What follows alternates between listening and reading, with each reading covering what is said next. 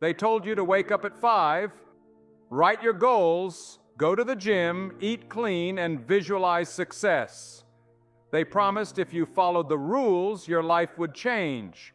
And maybe for a while it felt like it did. You woke up early, tried to journal, forced a morning run, and skipped your favorite food. You did it all.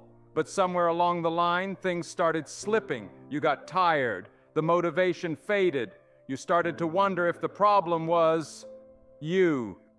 Let me tell you something that most people won't. The advice you're following might not be wrong, but it might not be meant for you. Self-help is everywhere, and a lot of it is well-intentioned. But the problem isn't in the advice. It's in the assumption that one path fits everyone. We are different. Our brains are wired differently. Our lives are structured differently. Our priorities, pain, and purpose, they're all unique.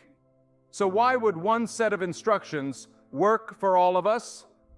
Psychologist Dr. 𝐃𝐨𝐫𝐿 once said, "Willpower is not a moral virtue. It's a mind-body response that can be trained and shaped, but also limited by your biology, your stress levels, and your environment." That changes everything. It means success isn't just about trying harder, it's about trying smarter in ways that align with how your life actually works. You see, there's a trap in the world of self-development. It makes us believe that if something works for one person, it should work for everyone.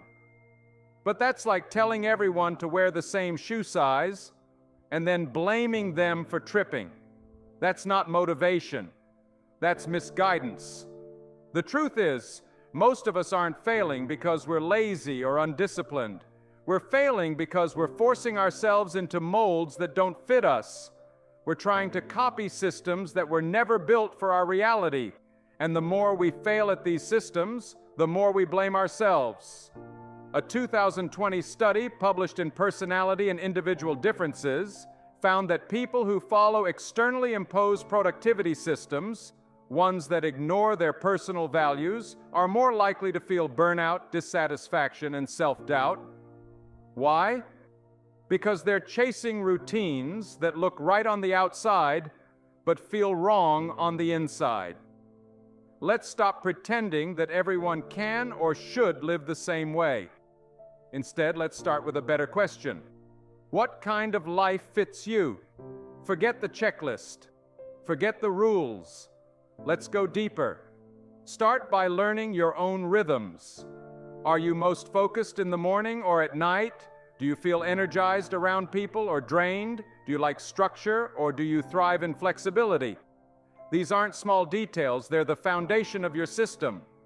Carl Jung once said, "The privilege of a lifetime is to become who you truly are."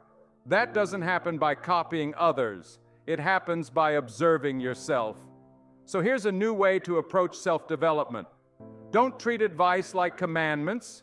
Treat it like raw material. Break it apart, study it, keep what fits, shape it into something that works for you, because your life isn't a formula, it's a fingerprint. Instead of writing big goals, start tracking small behaviors. When do you procrastinate? What makes you energized? What patterns keep showing up? That's real data. That's you learning yourself.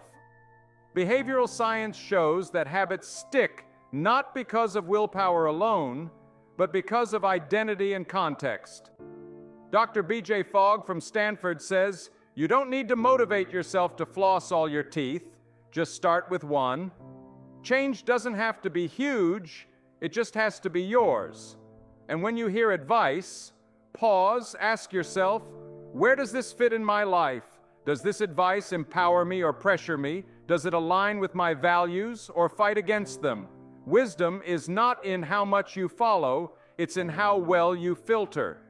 If someone tells you to hustle 16 hours a day, but you're a single parent trying to get by, maybe your hustle looks like staying calm during chaos. Maybe your growth is measured in patience, not productivity, and that's valid, that's powerful. True development doesn't look the same for everyone. It's not a morning routine video with cinematic music. It's not a vision board with luxury cars. Real growth happens quietly in honest moments. When you stop pretending to be someone else and start designing your life around who you are. That might mean letting go of routines that never work for you. It might mean failing at someone else's system so you can succeed in your own. And yes, it might mean starting over, not from scratch, but from truth. Thomas Sowell once wrote, 𝐬𝐮𝐬𝐜𝐫𝐷𝐸, "The self is not something one finds, it is something one creates. So create it with care. Create it with courage. Not with borrowed dreams or Instagram advice, but with choices that reflect your reality. You don't need another morning routine template. You need a relationship with yourself, one that listens, adjusts, forgives, and evolves. Try this. For 1 week, stop copying advice. Instead, experiment. Build your routine like a scientist, not a follower. What time do you work best? What tasks drain you? What small thing lifts you even slightly? Track it, learn it, use it. And remember, your worth was never tied to your productivity. You are not broken because someone else's path didn't work for you. You're just ready to build your own. In the end, maybe self-help isn't about becoming more like them.